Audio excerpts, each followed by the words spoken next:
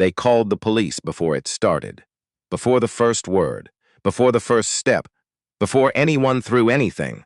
Think about that. You came here with nothing. You leave with nothing. I came here with the truth. Truth doesn't mean anything in this town. It will tomorrow. A sound cut across the parking lot. Sharp, final. The kind that makes everyone freeze and no one forget. Then nothing. Just a man in a pressed jacket standing at the edge of the lot. Engine running, phone down watching, not rushing, not reacting, waiting, because he already knew. He made sure of it. The parking lot was quiet. That was the first thing Zeke Calloway noticed. How quiet it was right before everything fell apart. His knuckles were bleeding. He didn't remember that happening. His chest was heaving. The late afternoon sun sat low and flat across the asphalt, turning everything gold and strange. Caden Harlow was on the ground, not moving, not laughing, just down, and somewhere past the tree line at the edge of the lot, sirens. Getting closer, already too close. Zeke looked at his hands, then at Caden, then at the ring of students frozen at the edge of the parking lot.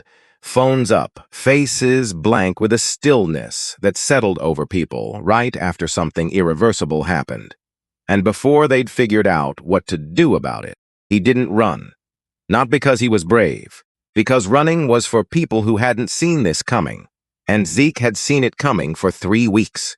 He just hadn't found a way around it. Zeke Calloway had spent 17 years learning how to be unremarkable. Not invisible exactly.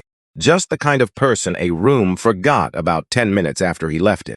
He had developed this skill carefully and deliberately, the way other kids developed athletic ability or charm, through repetition and quiet discipline, because he understood early that unremarkable people were left alone, and being left alone was its own kind of freedom. He was very good at it, until Millbrook made it impossible. The drive into town took 40 minutes from the county line. Zeke had counted the exits on the way in because that was the kind of thing he did in unfamiliar places, mapped the geography, noted the distances, understood the layout before committing to it. 13 exits, 4 water towers, 2 grain elevators visible from the highway, a town that had decided a long time ago what it was and had spent the years since reinforcing that decision. His mother, Claire, was in the passenger seat. She'd worked a double shift the night before, and her eyes kept closing at the wrong moments, snapping back open, drifting shut again. She asked if he was okay 4 times during the drive. He said yes each time. He was not okay, but that wasn't something Roy Calloway's son announced. Roy had a philosophy about that, not a stated one, more like a field of gravity that shaped everything around it. You stayed on your feet. You managed what needed managing. You did not narrate your difficulties to people who were already carrying their own. Roy was in the back seat, quiet. The quiet of a man who had learned to conserve himself carefully after the freight yard injury that had taken his job 8 months ago and replaced it, attested with 2 physical therapy appointments a week, and a level of chronic pain he never mentioned directly. He sat with his jaw set and his eyes tracking the fields going past, and Zeke watched him in the rearview mirror and thought about what it cost his father to sit in the back seat of a car his wife was paying for, moving to a town neither of them had chosen.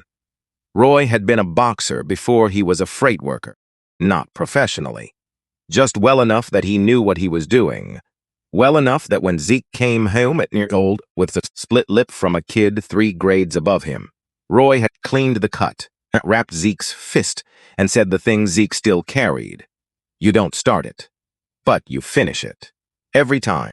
Zeke had been finishing things quietly ever since. The trick was knowing which things needed finishing and which ones needed walking away from. He was still working on that part. The apartment on Birch Street was small. 2nd floor of a 3-story building that smelled like old carpet and the cooking of 6 different families layered over each other. 2 bedrooms, a kitchen window facing a brick wall 2 feet away. Claire said it had character. Zeke didn't say anything about that. He unpacked his duffel bag in 35 minutes, lined up his textbooks on the windowsill in order of class period, and taped a single piece of paper above his desk where he'd see it every morning. His GPA printout. 3.8. That's the door. Specifically, it was the door to a scholarship, which was the door to a university, far enough from Millbrook and every place like Millbrook that he could build something without the weight of everywhere he'd been sitting on it. He needed that number to stay a number and not become a story. One more year, keep the grades, stay unremarkable, get out. He was very good at unremarkable. Millbrook High School had a Wikipedia page. Not because anything historically significant had happened there, but because Richard Harlow had donated enough money to give it the infrastructure of a school that mattered. And the school had responded by acting like one. New gymnasium with a gleaming floor and retractable bleachers. New scoreboard with LED panels visible from the road. A science wing that still smelt like fresh paint and ambition. Wide hallways with the trophies displayed at sight-line height, the careful curatorial work of an institution that understood appearances. Zeke walked through the front doors on a Tuesday morning in the last week of September, wearing clean jeans and a gray hoodie and the specific expression of someone's son who had done this before. New school, new hallways, same underlying rules operating under different names. He found his locker, noted its location relative to exits and classrooms, found his homeroom, sat in the second row from the back where he could see the door without being the first thing anyone noticed when they walked in. First period passed without incident. Second period passed. He was finding his rhythm, the comfortable anonymity of a student who showed up on time and did the work and gave tears nothing to remember him by. Caden Harlow found him between second and third period. He was leaning against the lockers across from Zeke, and the leaning itself was a statement. It was the posture of someone who understood that public space was his to arrange himself in, however he chose. Tall, built the way lacrosse players got built when they'd been training since childhood. Sandy hair worn slightly long, the kind of easy good looks that came from genetics and certainty in equal measure. Two other guys flanked him, large, unhurried, therefore of effect. New transfer, Caden said. Not a question, an announcement. Zeke looked at him once, went back to his locker. Callaway, right? My dad mentioned your family took the Birch Street place. He said Birch Street's the way you said a fact you weren't judging, while your tone judged it completely. That's right, Zeke said. Caden Harlow. He pushed off the lockers, extended a hand. You've probably heard of my family. We've been pretty involved with this school. Zeke shook the hand briefly, said nothing. Caden's smiles adjusted, became something more interested. Here's the thing about Millbrook. It works differently than you might be used to.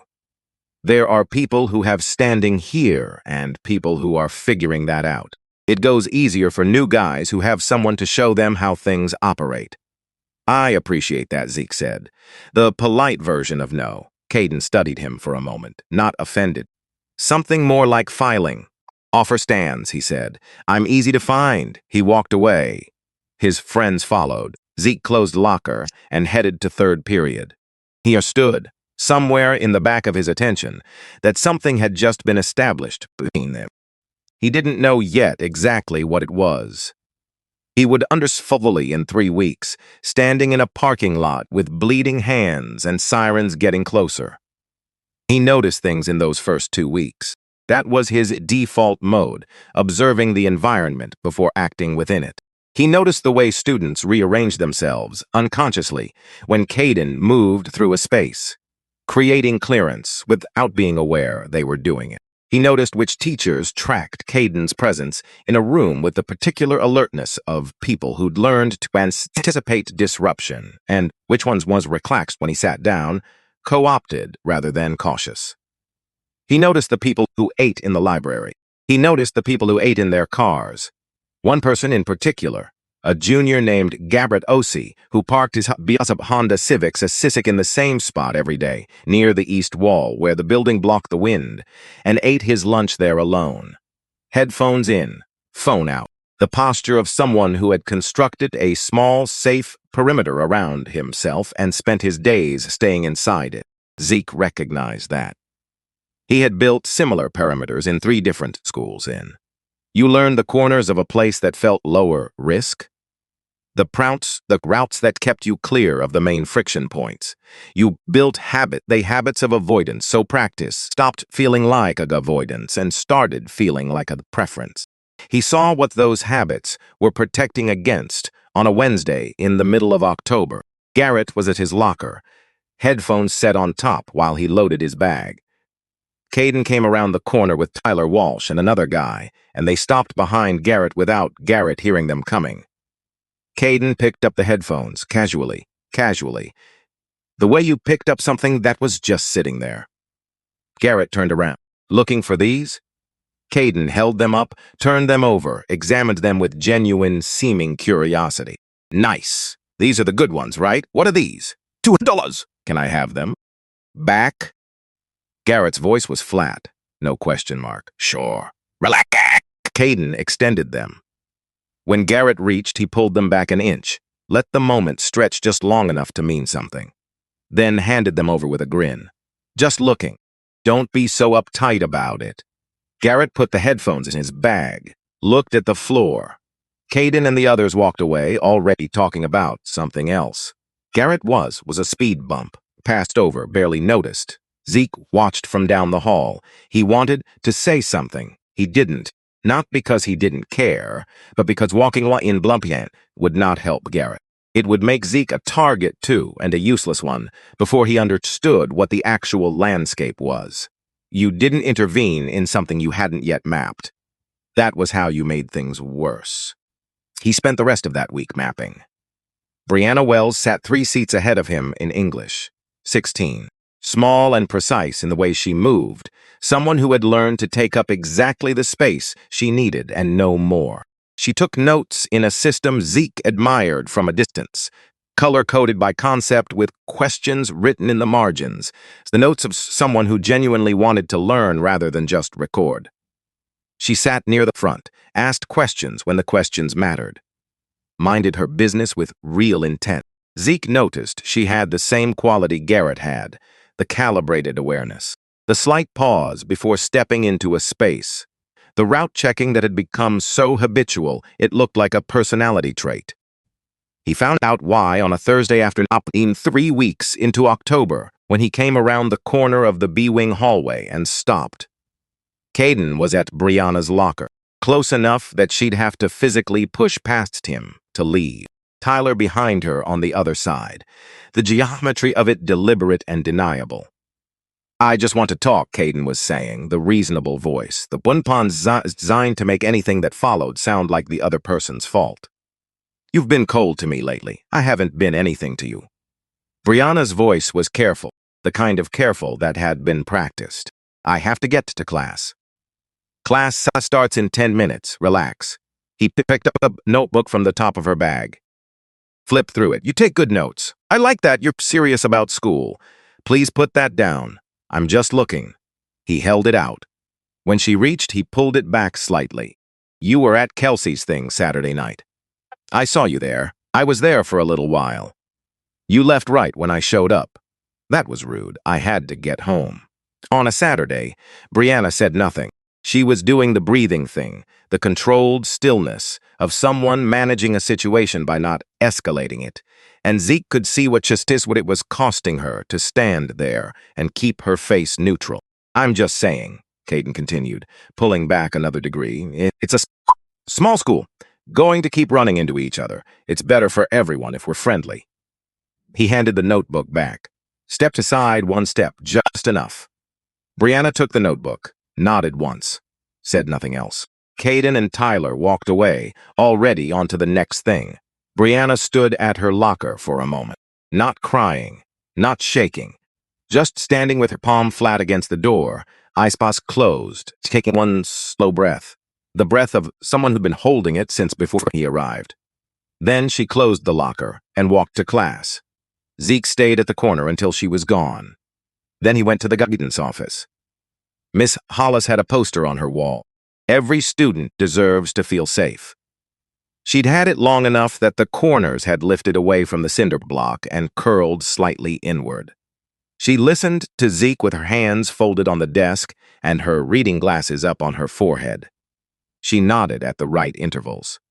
She wrote down the names he gave her. Garrett Osei, Brianna Wells, Caden Harlow. Have either of these students come to you directly? She asked. No, but I've watched what happens, the way he positions himself, the way he uses people's things. It's not accidental. I understand your concern.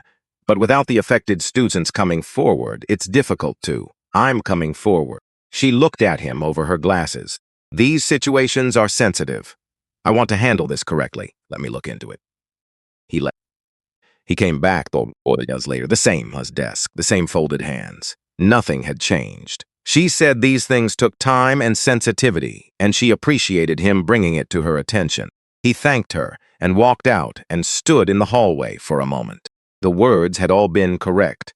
The feeling behind them was a door being held shut from the other side. He went to Principal Graves. Graves had a different office, larger.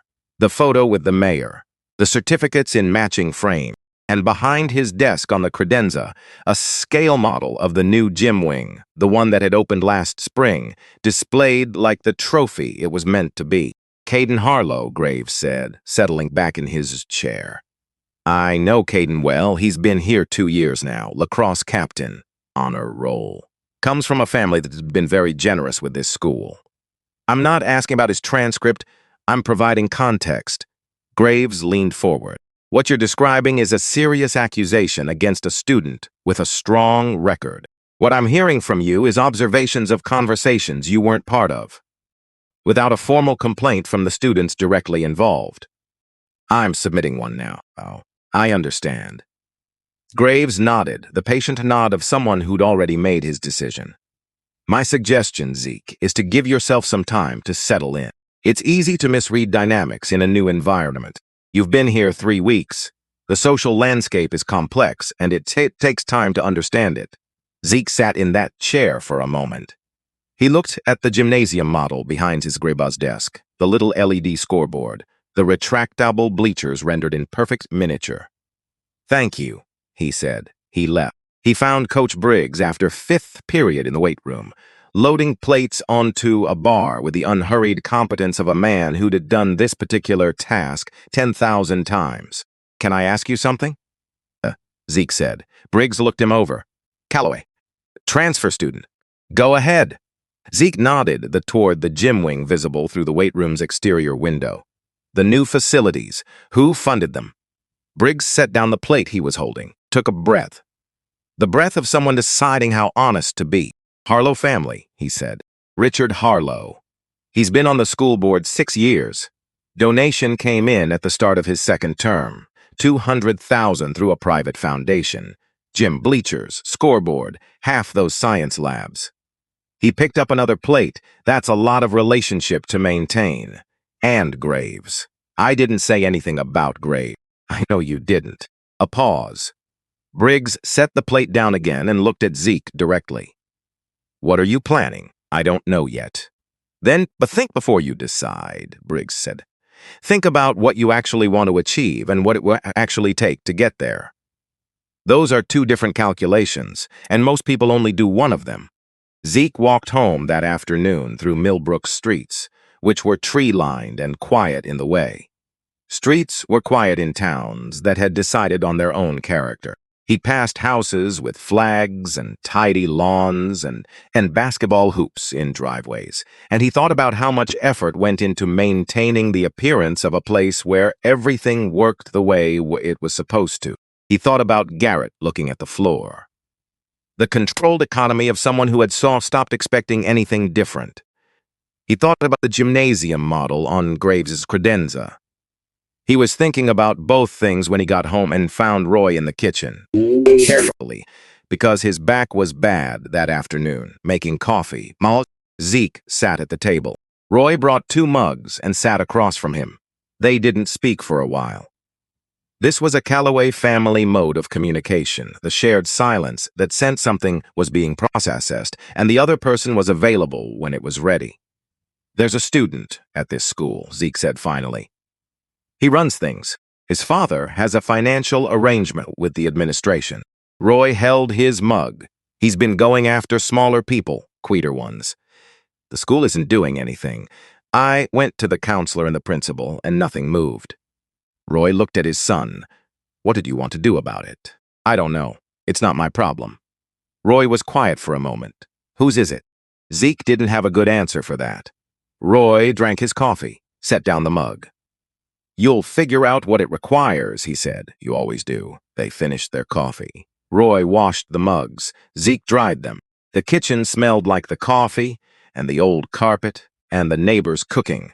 And Zeke stood with the dish towel in his hands and thought about figuring out what it required, what was actually going to mean. The soats started appearing in Brianna's locker the following week. Zeke didn't see the first one. He heard about it from a student who had the locker nearby, who'd seen the first line before Brianna could close the door, who told Zeke about it in the cafeteria with the expression of someone who hadn't wanted to be involved and now was. What did it say? Zeke asked. I only saw the first line. It said she should smile more, but the handwriting was really careful, like someone had practiced it. Someone who practiced their handwriting on a note like that wasn't acting out of impulse. They were choosing to do this deliberately, taking their time about it. That was the part that then settled in Zeke's chest and stayed there. The same week, Caden and Tyler started appearing outside the second-floor girls' bathroom, just standing there, just talking to each other, just happening to be there. When Brianna came out and saw them, she stopped. 1 second of pure stillness. Then she turned and took the long way around, back through the science hall and down the far staircase.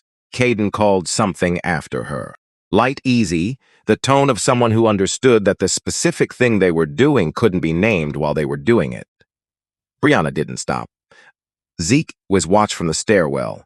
His jaw was tight and his hands were open at his sides because closed hands drew attention. He still didn't move. Moving wrongs was worse than not moving. You waited until you could see clearly. He was close to seeing clearly. The rumors start draft off of the fourth week. By 3 different versions of the same story had reached him. He'd been expelled from his previous school for hospitalizing another student. His father had a criminal history. He was the kind of person who was trouble regardless of where he went.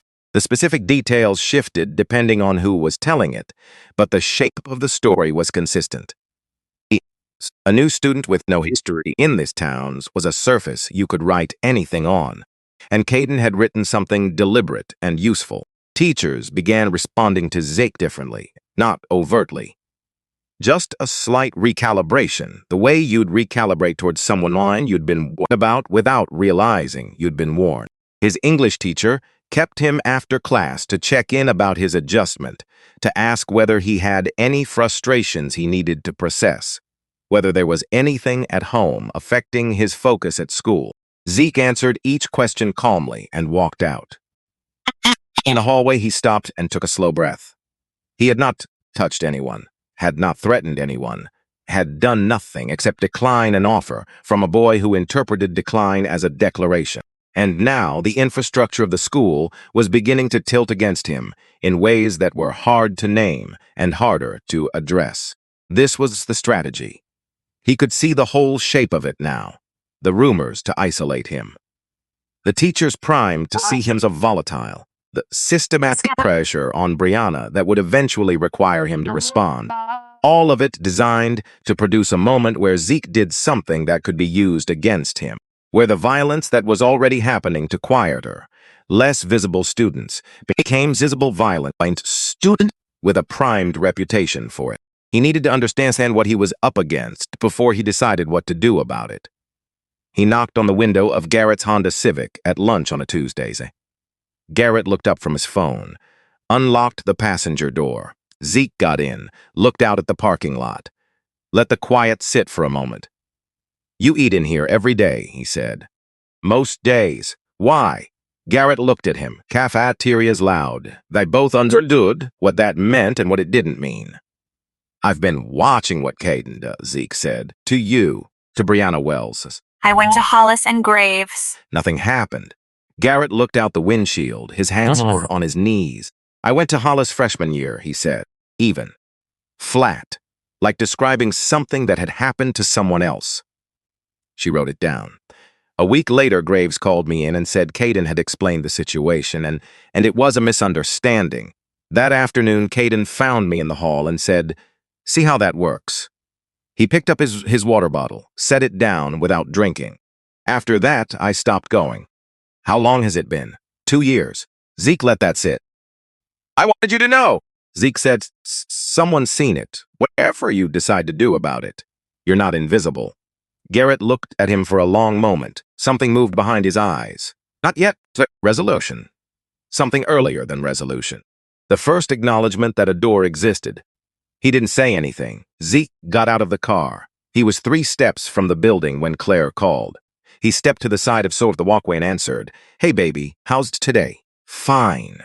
You eating enough?" "There's food in the refrigerator. Roy made extra last night." "I know, Mom. I saw it." "You sound tired." "I'm okay. You sure?" "Yeah." A pause. He could hear the background noise of the hospital behind her, the intercoms, and the soft collective hum of an institution in motion. Claire worked 12-hour shifts and called him on her breaks and asked if he was okay because she couldn't see him to check for herself, and this was how she managed that. "I'm going to be late tonight," she said. "Overnight shift. You'll eat with him?" "Okay. I love you. You too." He went back inside. That evening, he sat at the table while Roy stood at the stove. Roy cooked the way he did most things, steadily and without commentary. He saved 2 plates and sat down and they ate. "The school situation," Zeke said. Roy looked at him. "I think I understand what it is. The kid who runs things, his father set up an arrangement with the administration. Money, influence. The school can't move against the son without going against the father." Roy nodded slowly. "So I can't fix it through the school. Whatever gets done has to happen somewhere else." "Where?" "I don't know yet, but I'm going to figure it out." Roy looked at his plate, then at Zeke. "You need anything from me right now?" "No. I just needed to say it out loud." "Okay," Roy said. They finished eating. Roy washed the plates. Zeke dried them. The last piece fell into place on a Friday afternoon 4 weeks into October, at 4:15. Zeke had stayed late, finishing a history paper in the library. He was cutting through the side parking lot toward where he'd had locked his bike when he heard Brianna's voice. Not a scream. The tighter, more controlled sound of someone managing a situation that had moved past the point of pretending it was fine. He came around the building corner. 4 of them.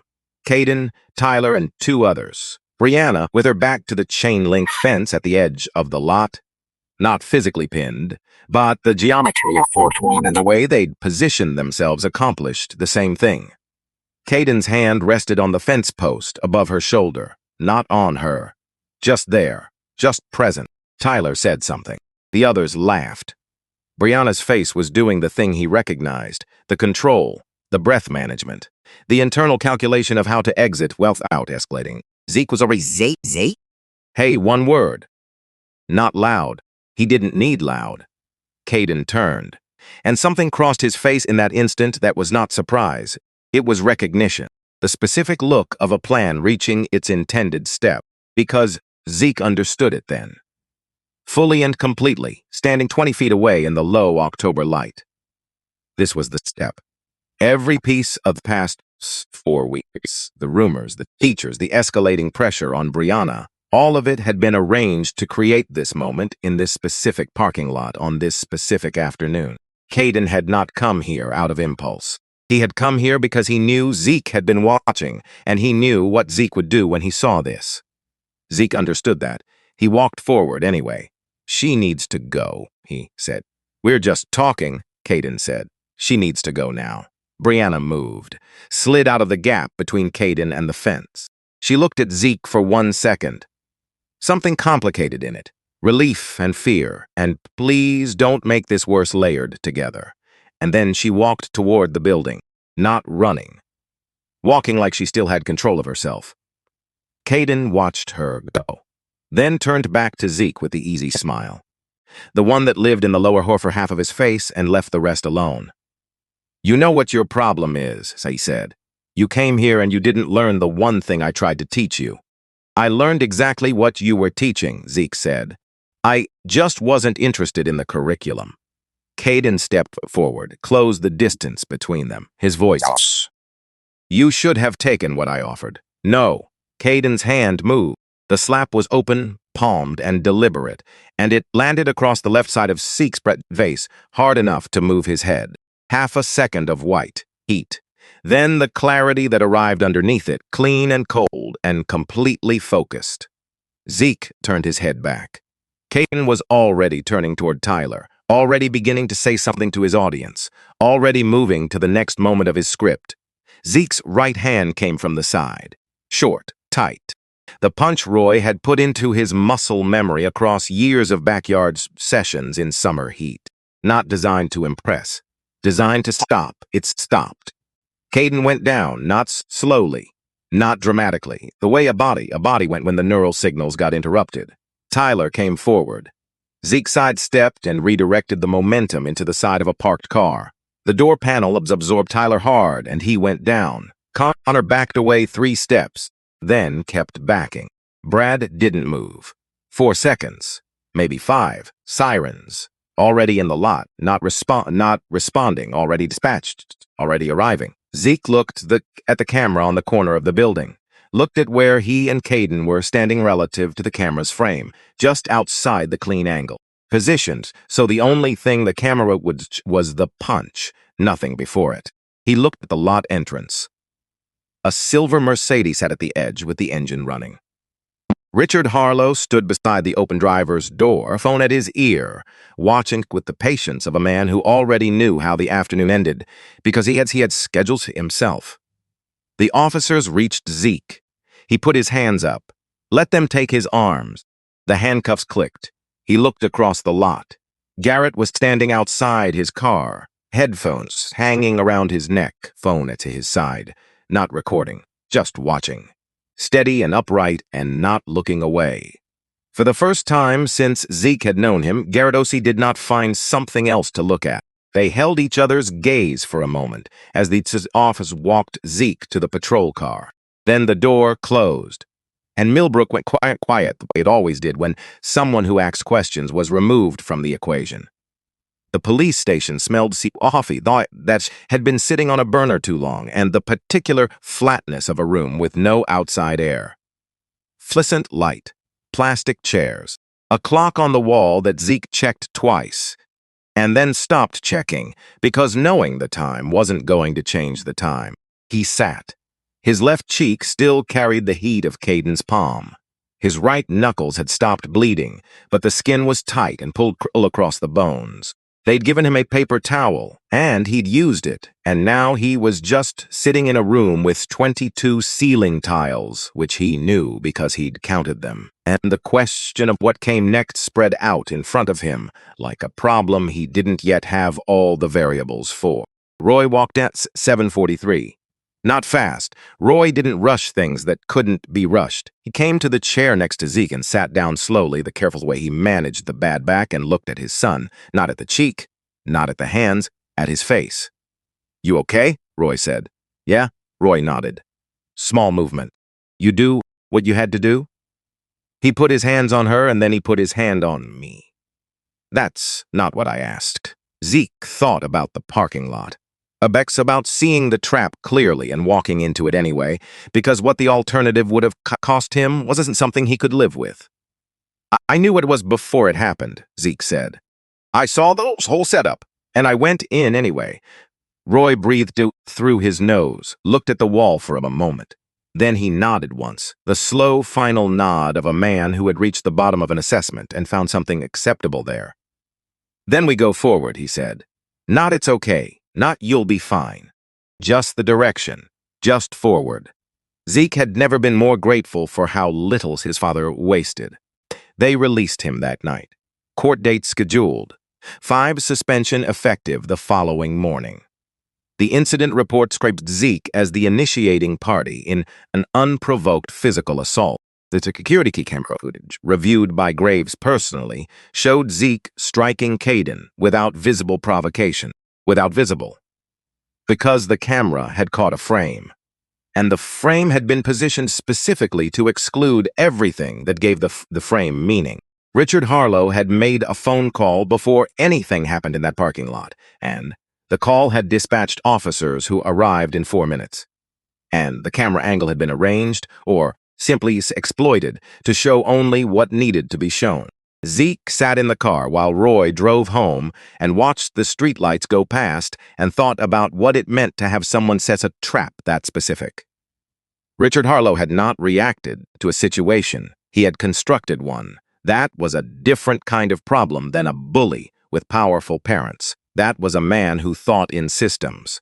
You needed systems to fight systems.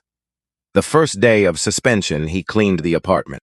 All of it, the floors and the kitchen counter and the bathroom and the inside of the refrigerator. Because Claire had been working double shifts for 2 weeks, and Roy's back made bending difficult, and Zeke needed something to do with his hands that produced visible results. Claire came home at 6 in the morning to a clean apartment and said nothing about it, just kissed him on the forehead and went to bed, and that was the right response. He lay on his bed that evening and let his mind work. He had the shape of what he was dealing with. He needed to understand what resources were actually available to address it. The school was compromised at the administrative level. Graves was not going to move. Miss Hollis was not going to move, not without something that made moving feel more necessary than not moving. The system Richard Harlow had built was designed to be internally self-sealing, which meant the answer had to come from outside it. His phone rang at 9:14. He answered without looking at the number. A pause, then quiet and deliberate. Zeke, how'd you get this? Class. Group chat. Devin had it. Another pause. The sound of someone who had been sitting with a decision for hours and had finally gotten to the other side of it. I need to tell you something. Go ahead. I have a video, Garrett said, of the parking lot, of today, from the beginning. Zeke went completely still. I was in my car. I saw them following her out to the lot. And I didn't even think. I just picked up my phone and started recording. I had it running from before they reached the fence. I got all of it. How much is all of it? Everything. Caden's hand on the fence post. What he said to her. When he hit you. All 4 of them. The whole thing from when she came around the building. Zeese pressed the phone against his ear and held it there and did not speak for a moment. Garrett, he said carefully. Don't ask me if I've thought about this, Garrett said. Something indifferent in his voice now. The texture of a decision that had already been made and wasn't available for renegotiation. I've been thinking about it since they put the handcuffs on you. I watched that happen. I sat in my car and I watched them walk you to the police car, and I thought, this is what it looks like when nobody does anything with what they know. This is the actual thing. Zeke waited. He's been taking things from me for 2 years, Garrett said. Not just the headphones. My ability to walk in that building in the morning without calculating every route. My ability to eat lunch somewhere that isn't my car. Things that shouldn't have had a price, and now they do. He paused. I have a video that shows what actually happened. If there's something useful to do with it, I want to do it. I'm asking what that is. Don't send it to anyone, Zeke said. Don't post it. Don't show it to anyone at school. This needs to go to someone who knows what to do with it in a room where Graves and the Harlows don't control the outcome. Okay. I'll figure out who that is, and I'll call you tomorrow. A pause. Then, Zeke, I should have done something a long time ago. You're doing it now, Zeke said. That's what counts. He hung up and looked at the ceiling of his room. Outside his window, Millbrook was having its ordinary evening. Cars going past. Someone's television audible through the wall. The perfectly ordinary surface of a place that had worked very hard to make sure certain things stayed under it. He picked up his phone and started looking up legal aid resources in the county. He was back at school on the 6th morning. He arrived before most students and waited at the east entrance. And when Garrett came through the parking lot, they walked in together. The difference that made was hard to articulate but real. Just the fact of not entering alone. Just the fact of someone beside him who knew the same things he knew. He found Brianna at her locker before first period. She looked at him when she saw him coming, and her face moved through three things quickly. Relief, then guilt, then something more complicated. You shouldn't have. Brianna. He set the whole thing up. I could see him doing it while it was happening, and I still walked right into it, and you... It's done, Zeke said. We're past it. What matters now is what comes next. She looked at him. What does come next? We stop waiting for someone inside the building to fix it, and we start building something they can't dismiss. Something with enough weight to exist outside their system. He paused. I need your story written down. Every instant you remember, dates if you have them, approximate if you don't. What was said? Who was nearby? Who was nearby? Can you do that? Something shifted in her posture. A straightening. Like she'd been carrying something slightly bent and just now found the correct position for it. Yes, she said. I can do that. He met Devin Ashby properly that first week back. Devin was 16, a junior, the kind of student who existed in a school building the way a piece of furniture did, necessary and unremarkable. He'd had the locker near Brianna's for 2 years. He'd been watching things and saying nothing, and calibrating his daily movements around the threat map. Everyone in Caden's orbit had developed. He appeared at Zeke's elbow at the end of the day on Wednesday with the look of someone who had been working up to a conversation. Garrett told me what you're putting together, Devin said. Flat. No drama. What do you want to tell me? He makes write his paper, toast. English history, whatever he needs. If I don't, he tells people I offered to do it. That I charge money. Then I'm the one who's cheating.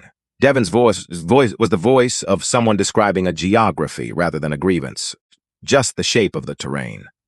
I have drafts on my laptop, 14 months of them, timestamped when I created them, time-stamped when they were last modified, essay by essay. Zeke looked at him steadily. That's significant. I know what it is, Devin said. That's why I'm here. You understand that coming forward means Caden's going to know it was you. I've been invisible to him for 14 months, Devin said. He doesn't think about me between the times he needs something, which means he's not going to see me coming. A pause. I'm in. Darius Webb came on Thursday. 17, a junior, who moved with the contained energy of someone who'd learned to keep their reactions internal. He'd been at Millbrook since freshman year, 2 full years of Caden, and the specific incident that had never left him was Tuesday afternoon in October of his freshman year, when a teacher's watch went missing. And Caden had mentioned, with genuine seeming reluctance, that he'd noticed Darius near the desk where it had been sitting. The watch turned up in the lost and found 3 weeks later. No apology, no acknowledgement. Just the watch in the lost and found Ben and Darius carrying the shape of the original moment in his chest, like something lodged there that he couldn't reach. I want to be part of whatever you're building, he said to Zeke. Direct. No preamble. Tell me what you're bringing to it. 2 years of watching. A good memory for specifics. He paused. And the understanding that if this doesn't get fixed while I'm here, my younger cousins are going to walk into the same building in 2 years and find the same thing waiting. Zeke nodded. Then you're in. They met at the public library on a Saturday morning. The back section near the periodicals, where no one went on weekday afternoons and where Saturday mornings were only slightly more populated. Zeke, Garrett, Brianna, Devin, Darius.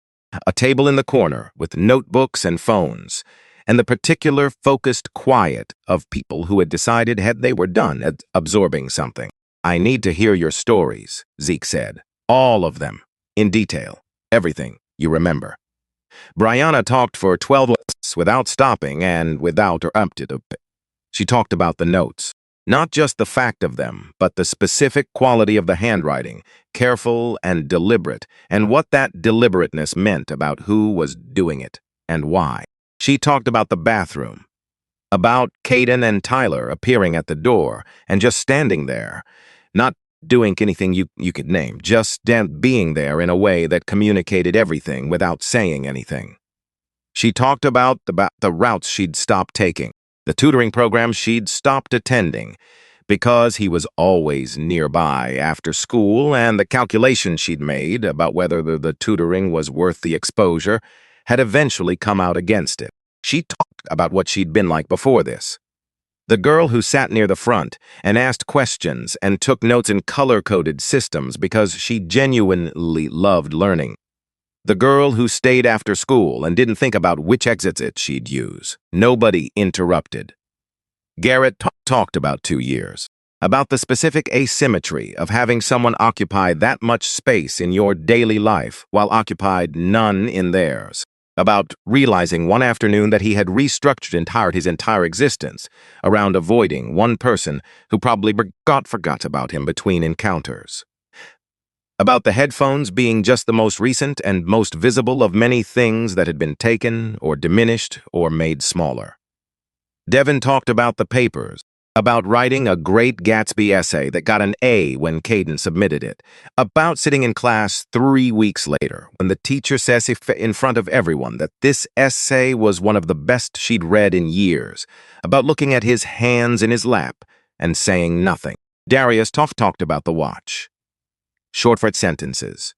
Just the facts and the cost and the specific weight of walking through a school building for 2 years knowing that a significant number of people in it had heard your name attached to a theft that never happened, and that there was nothing you could do to unattach it.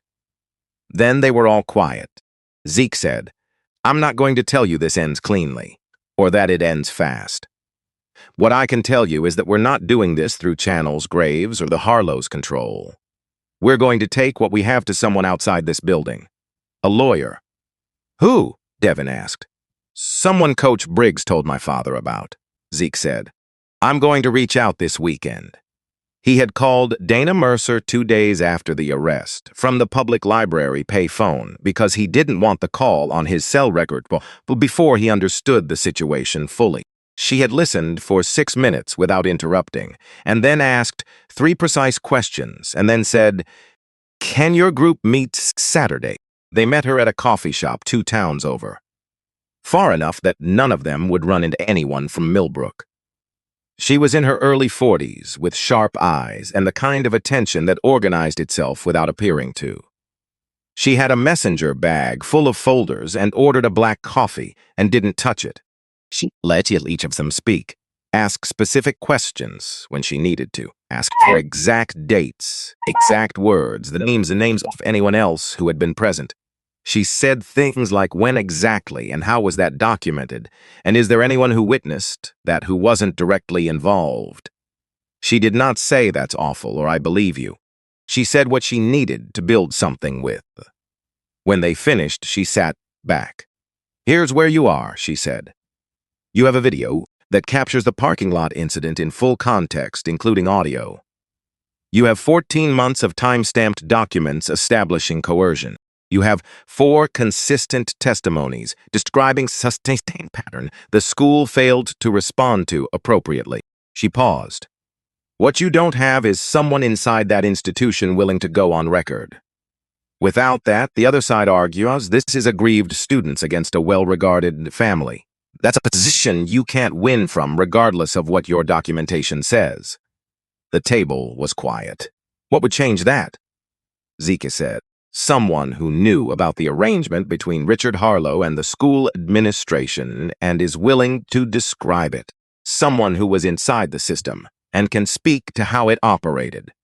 Zeke thought about Hollis's office, the folded hands, the list of things she was going to look into, the poster on the wall that had been there so long its corners had curled away from the cinder block. "I know who to ask," he said. He went to see Miss Hollis the following Monday. Early, before the building filled up. She was already at her desk, coffee going, the same toaster on the same swall. She looked up when he came in, and her face did the thing he'd half expected. Not guilt exactly. Recognition. The look of someone who had known this particular conversation was approaching and had been estimating the timing. "Can I close the door?" Zeke said. She nodded. He sat across from her and was quiet for a moment. Not to create pressure. Because he wanted what he was about to say to land without rushing. "I know there are things you know about Richard Harlow and this school," he said. I'm not here to pressure you. I want to tell you what's at stake and let you make your own decision. He told her about Garrett. 2 years of rerouting his daily life around one person. Eating lunch in his car because he'd stopped being able to manage the calculation of the cafeteria. He told her about Bribiana, the notes with the careful handwriting, the tutoring program she'd given up, the way she checked the hallway before she stepped into it. He told her about Devon. 14 months of essays written under a kind of threat that was too specific to be accidental and too deniable to report. He told her about Darius, the watch, the accusation, the 2 years after. Miss Hollis listened with her hands round her coffee mug and her eyes somewhere between Zeke's face and the middle distance. When he finished, she was quiet for a long time. At Westridge, she said finally. Her voice was low and even. There was apparent, different specifics, same shape. I filed a formal complaint. I went through every correct channel in exactly the correct order. She paused. By the end of that school year, I had 3 formal complaints against me. From parents I had never spoken to. I was recommended for a position better suited to my temperament. She said the last phrase with a precision that held years of bitterness in careful containment. So I came here and I told myself I would work within the system because that was the only way to keep working. And I was receiving students in this office and writing things down and putting them away.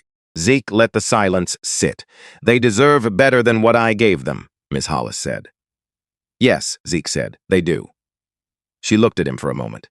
Then she opened her desk drawer and took out a manila folder. Thick, the corners worn from being handled and replaced many times over what must have been years. She set it on the desk and pushed it across to him. He opened it. Email correspondence. Printed, dated 4 years back. Between Richard Harlow and Millbrook's previous principal, a man who had retired the year before Graves arrived. The language was bureaucratic and careful and perfectly clear in what it meant. A donation routed through a private family foundation. Language about continuity of positive relationships between the Harlow family and Millbrook's administration. The meaning sitting under every polished sentence like cold water under ice. He read it twice. There's more, Miss Hollis said. Incident reports that were filed and closed without action. Students who came to this office. Students who went to the previous principal. A pattern that goes back further than anyone has investigated. Zeke closed the folder carefully. Dana Mercer needs this. I know, and she'll need you to talk to her directly. On record. A long pause. Miss Hollis looked at the poster on her wall. The words she had read so many hundreds of times, they had lost and then regained their meaning. Yes, she said, I'll talk to her. Zeke thanked her and stood. At the door, he stopped. Turned back. You didn't do the wrong thing to survive, Westridge. Surviving was the right thing. This is just the next right thing. She looked at him. Something in her face that had been held at a specific angle for a long time shifted slightly. He left. He was 2 blocks from school when his phone rang. Dana's voice was doing the controlled tight thing he'd learned to read. The tone that meant something had shifted. I need you to hear something, she said. And I need you to hear it without making any decisions until we've talked it through. Go ahead. Richard Harlow hired a private investigator. I confirmed it this afternoon through a contact I trust. They've been examining your family, financial records, your father's history. A pause. There's a documented incident from 19 years ago. Roy was involved in a physical altercation. No conviction. Charges were dropped at the time, but it exists on paper. Zeke stopped walking. He thought about Roy at the kitchen stove. Moving carefully, managing, never complaining. They're constructing a narrative, Dana said, that the parking lot wasn't situational, that it reflects an inherent pattern, that Caden Harlow was the victim of something that had nothing to do with what Caden was doing and everything to do with what kind of family you come from. They're going after my father, Zeke said. They're going after the story of your family, Dana said, which is more damaging because it's harder to disprove in a room where someone's already decided who the victim is. What do? We build our record faster than they build theirs. We make sure that when this reaches a room where someone with real authority is making decisions, the accurate account is already established. A pause. And Zeke, one more thing. Tell me. The video Garrett recorded, it has audio. His phone was capturing both. The picks up what Caden said to Brianna before you arrived, clearly and completely. A pause. They don't know that. They think the video is limited to what the school camera showed. They've built their preparation around that assumption. Zeke started walking again. Okay, he said. We go forward. He told Roy that evening. He sat across the kitchen table from his father and laid it out plainly. The investigator, the 19-year-old altercation. The civil suit Richard had filed seeking $75,000 of them images. Roy listened. His face did not change while Zeke talked. When Zeke finished, Roy was quiet for a moment. He picked up his coffee mug and turned it once in his hands. How's Dana? He said. Sharp, she's ready. She confident? She's prepared. Which is more useful than confident? Roy set the mug down. What do you need from me right now? Zeke looked at his father across the table, at the man who had driven to a police station at 7:43 in the evening and sat down and asked one question and pointed in a direction. Nothing right now, Zeke said. I just needed you to know. I know, Roy said.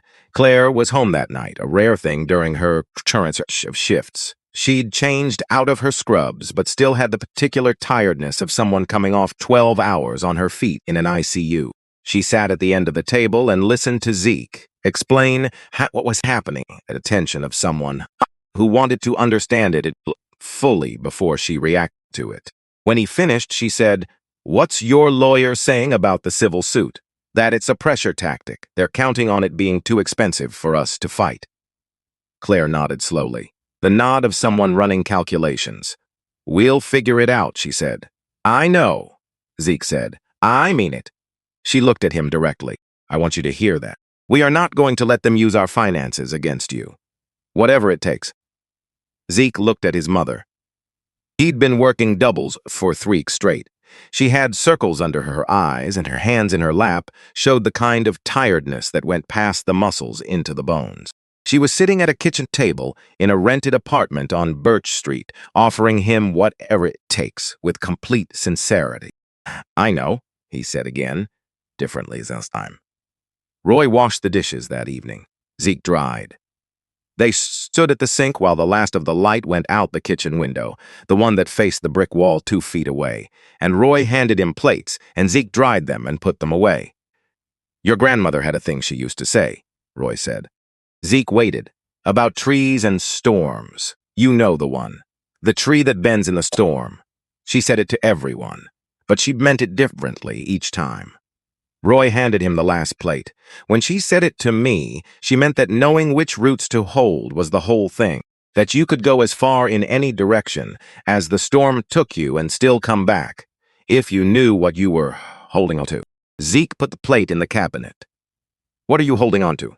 He asked. Looked at him. The small, real expression that was as close as Roy Calloway got to certain kinds of vulnerability. Standing right here, he said. They closed up the kitchen and went to their separate rooms, and the apartment was quiet. 10 days before the preliminary hearing, Dana called again.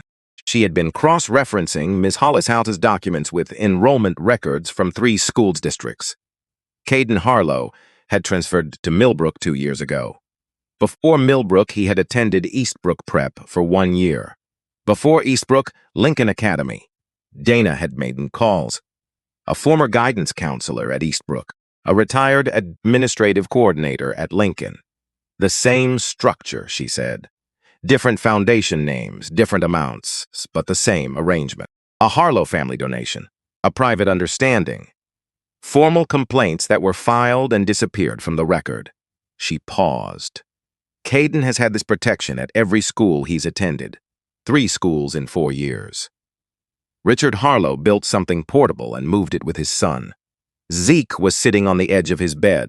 He thought about Garrett saying, I stopped going with the flatness of someone describing weather. 2 years compressed into 3 words.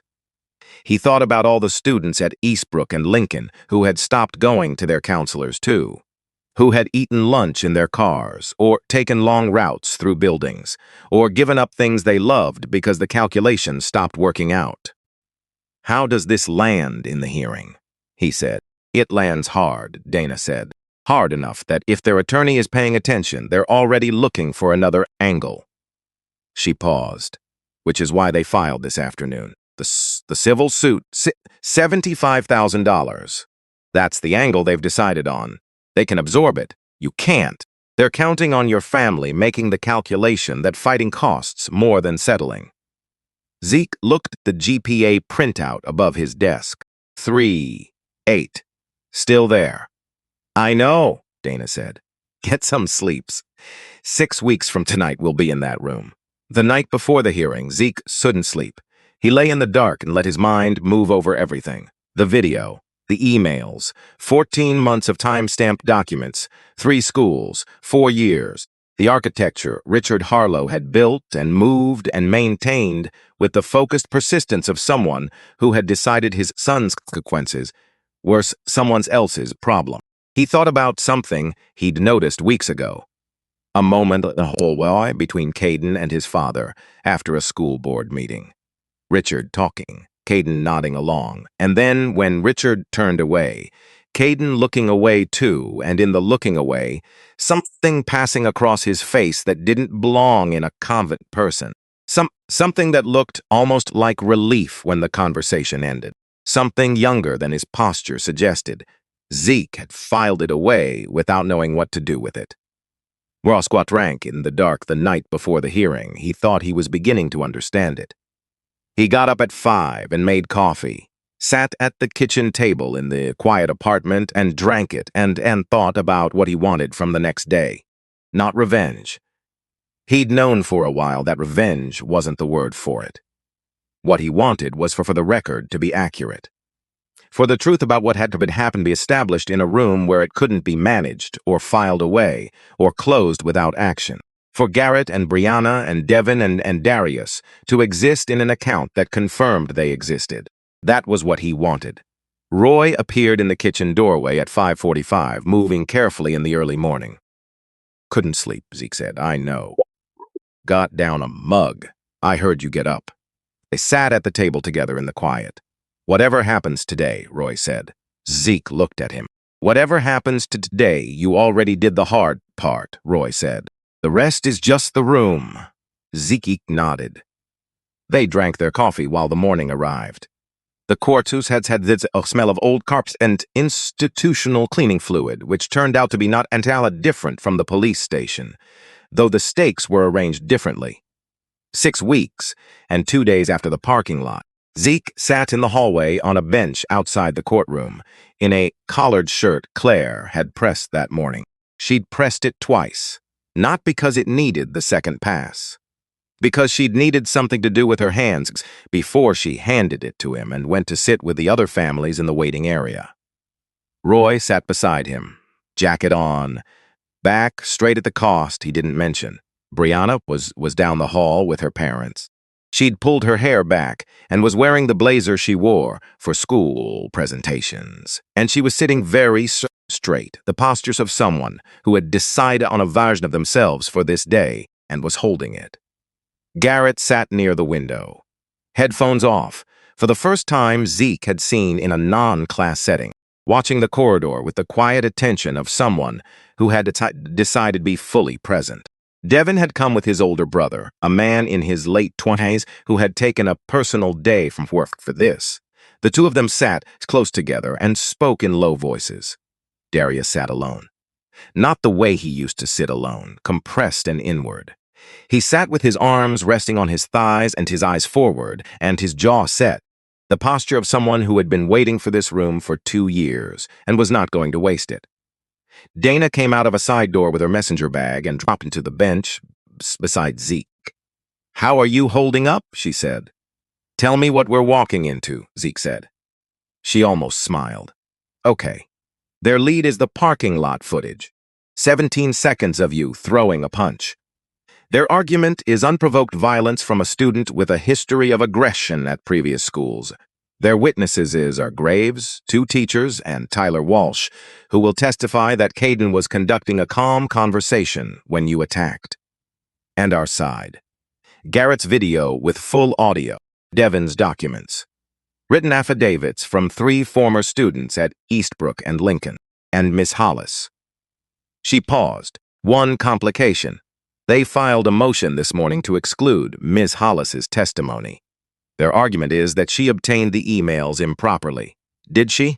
She printed them from the school server in her normal capacity as a staff member accessing school records. The motion won't hold, but it tells us something. Dana put her folder away. They know what she's carrying, and they tried to head it off. That means they're more worried about her than about the video. Zeke straightened his collar. Also, Dana said more quietly, Richard Harlow is going to take the stand. Zeke looked at her. His attorney advised against that? His attorney has been advising against it for a week. Richard overruled him. Dana looked at the courtroom door. He's been the most credible person in every room he's entered for 20 years. He believes he can walk into that room and reset the narrative by force of presence. She paused. He doesn't know what we have. He thinks the video is limited. He thinks Ms. Hollis is a disgruntled employee with a grudge and no documentation. He thinks the Eastbrook and Lincoln information is hearsay without a witness. She looked at Zeke. He's wrong on all 3. Zeke nodded. One last thing, Dana said. The audio from Garrett's video. When I play it in that room, I want you to not react. Whatever you feel, keep it off your face. Like the audio needs to land on the judge without any performance from us around it. Okay. Just let's sit in the room and do its work.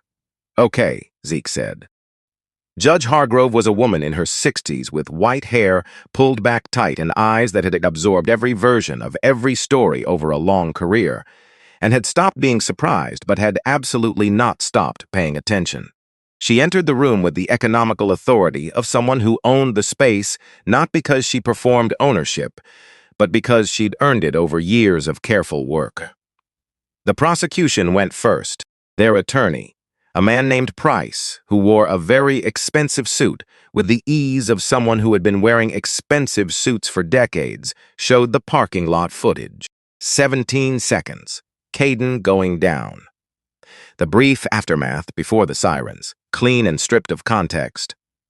Price described a pattern of aggression.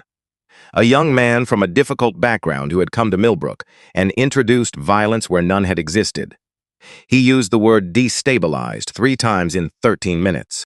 He described Caden Harlow as a model student, an athlete, a community asset, and a victim of an unprovoked attack by someone who had arrived at this school already primed for exactly this kind of incident.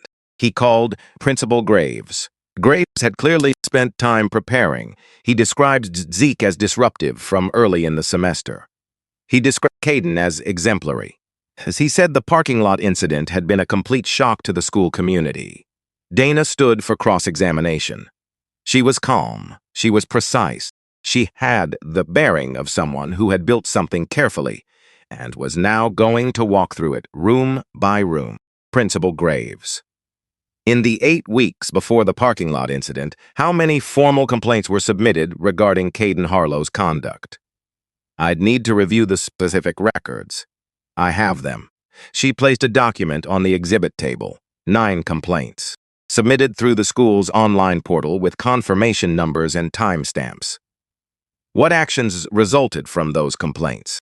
Graves looked at the document. Some of these were informal concerns. The 9 with confirmation numbers and timestamps. What actions resulted? A pause. They were reviewed by my office, and the documented outcome of those reviews. Silence. There is no documented outcome, Dana said, for any of the 9. During that same 8-week period, the Harlow Family's gymnasium annex was being completed on campus. A $200,000 donation from the Harlow Family Foundation. The school is grateful for community support. I'm sure it is, Dana said. Nothing further. They broke for lunch. Zeke ate half a sandwich on the bench in the hallway. He wasn't hungry, but Dana said to eat, and she was right about practical things. He was finishing it when he noticed the courtroom door. Through the narrow glass panel, Caden and Richard inside during the recess. Richard's hand on Caden's arm. Caden pulling away, not dramatically, just the quiet instinctive withdrawals of someone who had reached the end of something and couldn't pretend otherwise. Richard leaning in, Caden shaking his head. Short and tight. Richard's expression never changed. That was the thing. Through whatever Caden was saying, through whatever argument was happening 3 feet in front of him, Richard Harlow's face remained exactly what it always was. The face as of a man for whom other people were variables in equations he was solving. His son was right there, and Richard was looking at him like a problem requiring a management. Caden came out during the recess alone. He didn't look toward where Zeke was sitting. He walked to the water fountain at the end of the hall and stood there for a moment, not drinking, just standing with his hands on either side of the basin and his head down, the posture of someone trying to locate themselves after something had shifted. Zeke watched him. He thought about the moment he'd noticed weeks ago. Caden looking away from his father after a board meeting and something passing across his face that belonged to a younger, less certain person. He thought about what it meant to be 18 and to have a father who called the police before the confrontations started, who arranged camera angles and routed donations through foundations and moved his sons from school to school, carrying the same protection, never once appearing to ask what any dumb it was doing, to the person it was ostensibly protecting. Zeke did not forgive what Caden had done. The notes in Brianna's locker, the bathroom. Garrett's headphones lifted and dangled. Darius and the Sooks and 2 years of carrying an accusation that never happened. He did not forgive any of it. But standing in that courthouse hallway, watching Caden at the water fountain, Zeke thought about what you became when the person who was supposed to show you how to be in the world showed you this instead. When the lesson taught over years was that other people existed to absorb what did, and the system existed to make sure that remained true.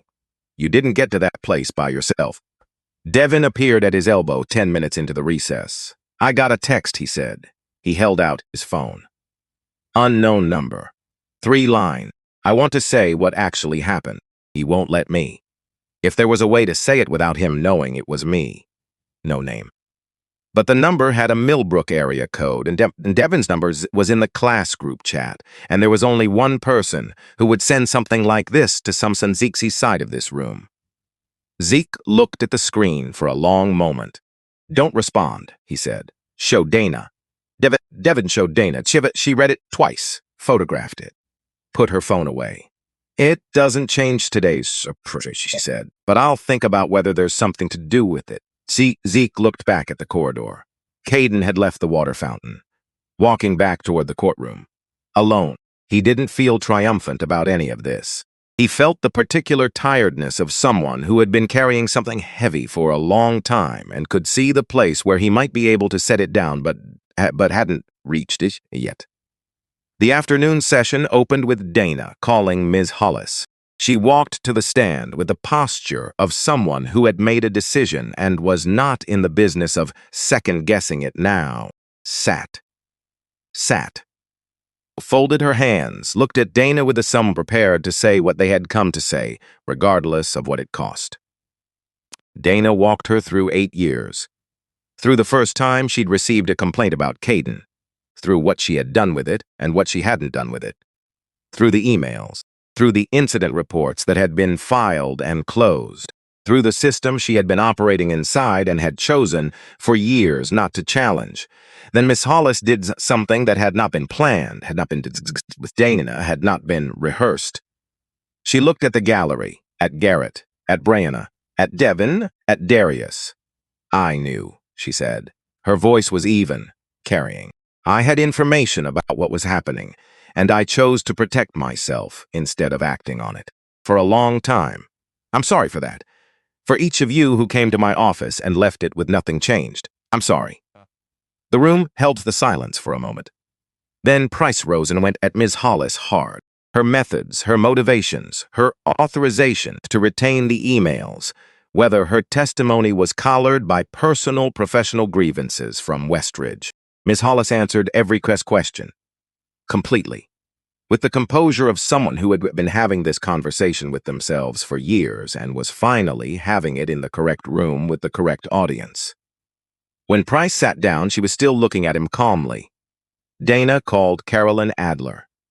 She was 63, retired. She had driven 4 hours to be in this room. She had been an administrative coordinator at Lincoln Academy for 11 years. Price subjected before she was sworn in. Relevance, prior conduct, character evidence. He used the phrase character assassination with visible heat. Judge Hargrove overruled objection without elaborating and nodded for Dana to proceed. Carolyn Adler described the Harlow Family Scholarship Fund that appeared at Lincoln Academy in the same semester as 3 formal complaints against Caden were submitted. She described the complaints disappearing from the administrative record.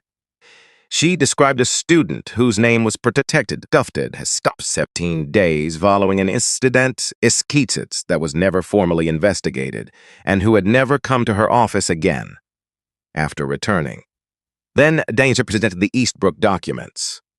Different amounts, different foundation name, same language, same architecture.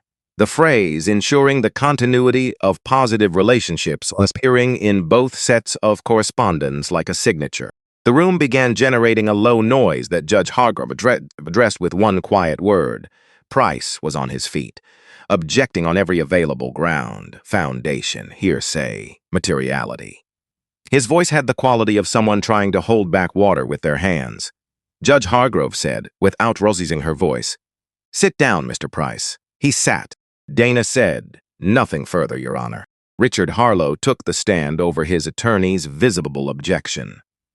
He walked to the witness box with the begging of a man who had been the most credible person in every room he'd entered for 20 years, and who saw no reason this room should be different. He had money and connections, and a record of community investment, and a legal team that had managed situations considerably more complicated than this one. He believed his presence in this box would do what it had always done in boardrooms, school board meetings, and town halls, which was to reframe the room around his version of events simply by the authority he carried into it. He was wrong about this room. Dana did not perform outrage, did not raise her voice, did not editorialize. She placed documents in front of Richard Harlow one at a time and asked him to confirm the date on each one. The gymnasium donation, the emails with the previous principal, the language about ensuring continuity of positive relationships. Each document placed with the patience of someone who had built something solid and was willing to walk through it at whatever pace the room required. Mr. Harlow, during the period covered by these communications, were you made aware of formal complaints filed against your son by students at Millbrook? Richard looked at Price. Price was expressionless. I may have been made aware of some general concerns, yes. And did you discuss those concerns with Principal Graves? As a school board member, I had regular conversations with the administration on a variety of topics, specifically regarding your son. A pause.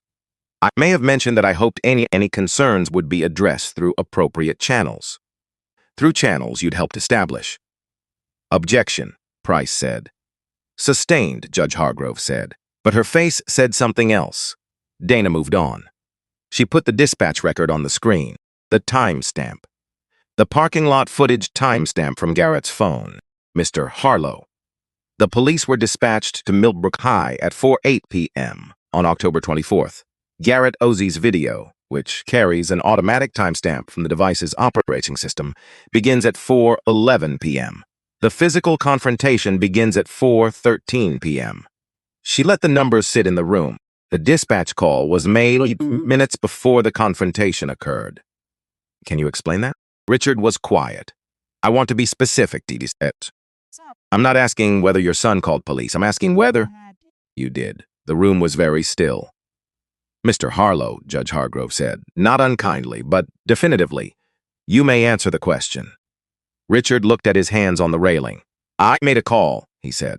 I was concerned about a volatile situation that appeared to be developing.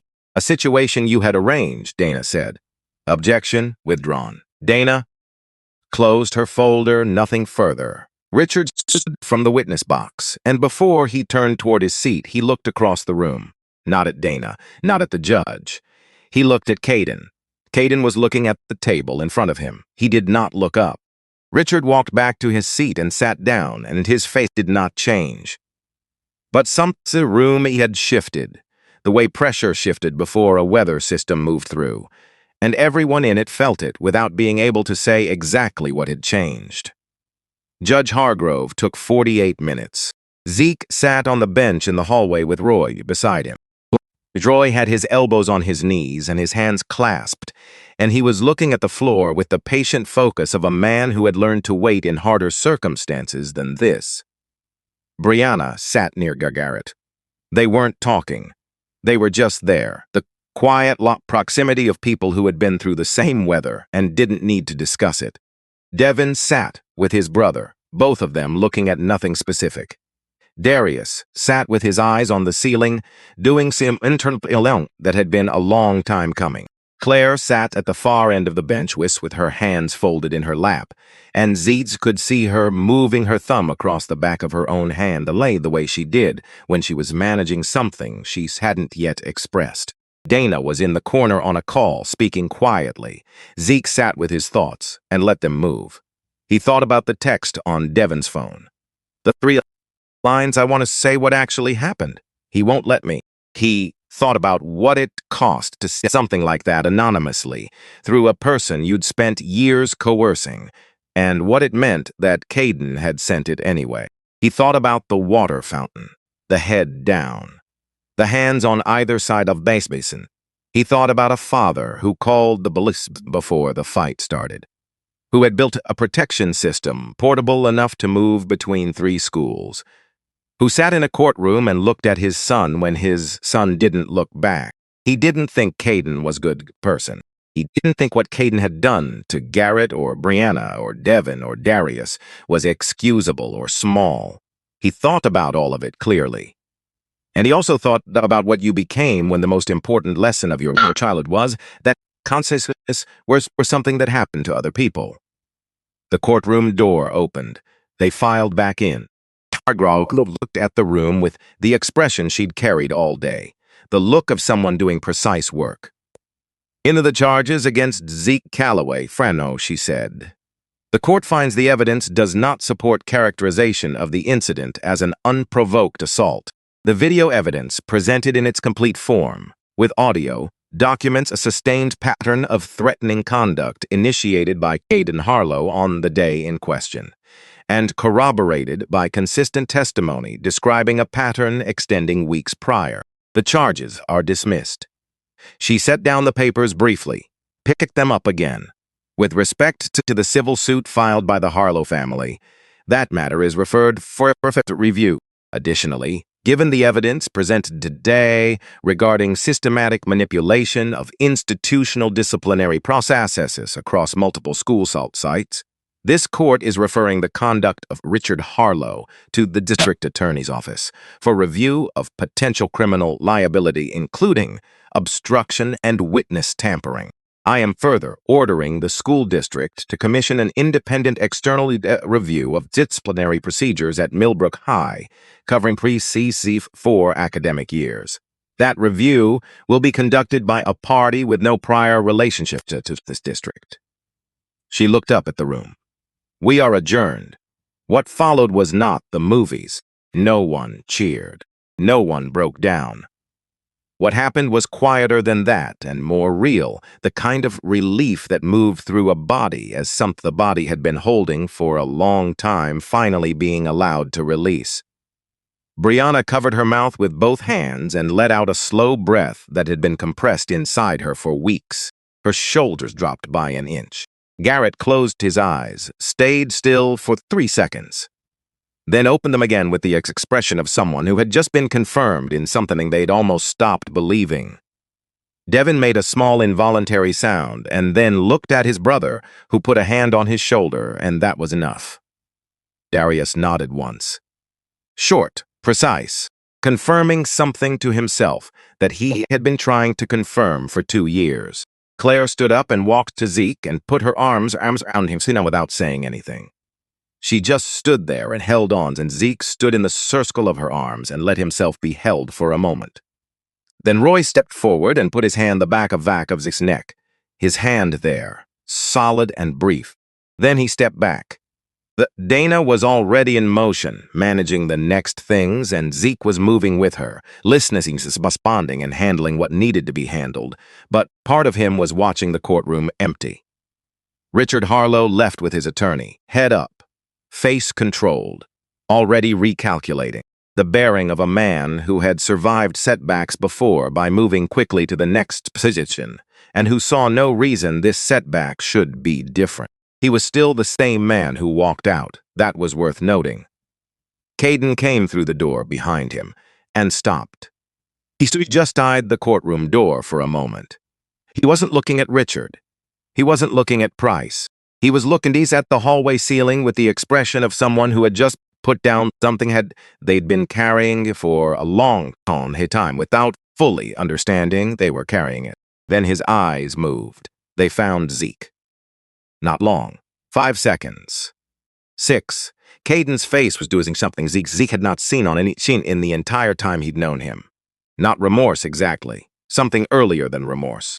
The look of someone who has seen something clearly for the first time and is deciding what to do with the clarity. He looked away first. He walked in the direction opposite his father. Down the far corridor. Away from the exit Richard was already moving toward. Richard, 10 feet ahead and talking on his phone, did not notice which way his son had gone. The distance between them, those steps opposite directions in a courthouse hallway, was a small thing. Quiet. Not dramatic, but Zeke saw it and he understood what it was, and he didn't look away from it. That evening, after the courthouse and the paperwork and the conversations with Dana about next step, after Claire had gone to work and the apartment was quiet, Zeke went out, sat on the front step. The street was doing its ordinary things.